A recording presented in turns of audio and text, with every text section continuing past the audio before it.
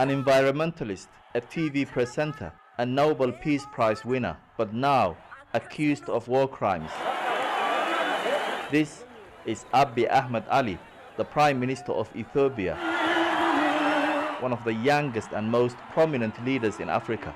But who really is he? Abiy came to power in 2018 after a popular uprising that brought down the previous regime, led by the repressive Tigray People's Liberation Front, or TPLF. He was seen as a modernizer after releasing prisoners, bringing back exiles, and freeing journalists, and was awarded the Nobel Peace Prize in 2019 for securing a peace deal with Eritrea. This is the southern city of Mizan, where Abiy is visiting as part of his flagship Green Legacy program, a campaign to plant 20 billion trees within 3 years. Zare aman Mizan lai demokrasin, zafochin, adadis projektochin, yesalam, yefikir, yeandinnet tirriktochin intaklalen. We have been following the Ethiopian Prime Minister Abiy Ahmed for more than a week now. We are given the permission to film him doing things, but cannot ask him questions. And if you get anywhere near him, you're pushed by these soldiers who are protecting him. Among his supporters, like here in Jimma, Abiy is revered.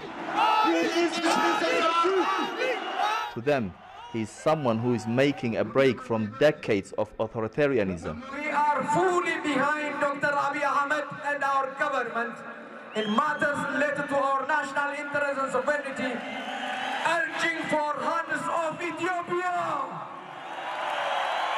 Sayun Tashome, a political commentator, says Abiy is a leader who is working for the majority.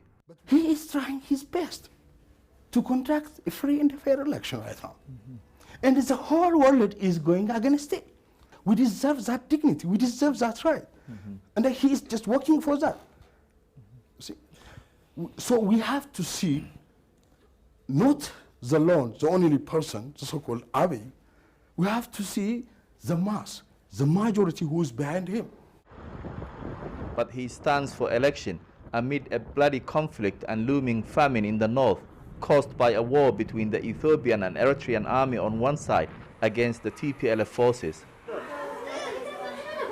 The UN says starvation has been used as a weapon of war, and there are reports of massacres and rape, allegations I heard firsthand at a hospital in March. They are migrants. They haven't have any financial, they haven't any clothes. Their clothes are disorganized by the sharp materials, by knife, by anything when they are raped. There is also a complaint of a government crackdown on the opposition.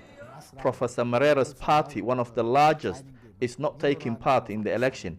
No confidence in the election board. They totally lost our confidence.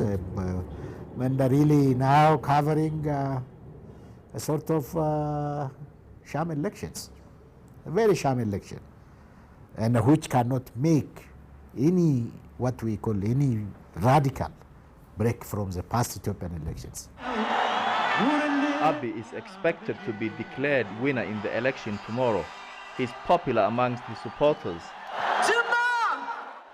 But questions around the integrity of the vote and the ongoing humanitarian disaster in Tigray continue to cast a dark shadow over his leadership. Well, security is tight ahead of the election tomorrow. Abiy's first since coming to power in 2018. He did, after all, survive an assassination attempt in this very square. And depending on who you ask about Abiy, you will get different answers. If you ask Western diplomats here in Addis Ababa, they will tell you that he's a complex and elusive character who rarely meets them. To the opposition politicians and critics, he's a good talker but doesn't deliver. As for his supporters, they see him as a patriotic and visionary leader full of hope who inspires them with his charisma.